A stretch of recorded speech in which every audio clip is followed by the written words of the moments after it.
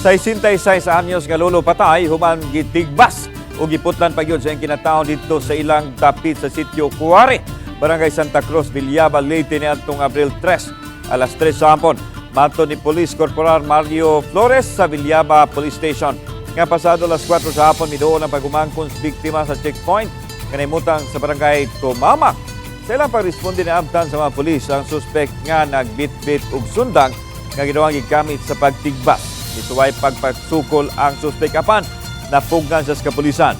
Sa investigasyon sa kapulisan, gingong nagtrabaho pa ang 25 anyos nga suspect nga taga-barangay Tabunok sa Villaba sa Davao niadtong 2018 ug nauli niadtong 2021.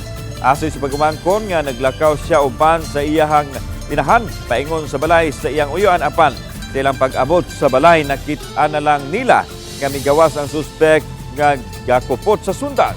Sa iyang pagsod nakit-an na lang niya ang nagkadugong ulo sa iyang uyuan o nga giputla na usab sa iyang kinatao.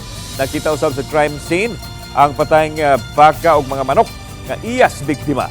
Anana sa Villaba Leyte Police Detention Facility ang suspect. Samtang giandam pa ang kasong ipasaka batok kaniya.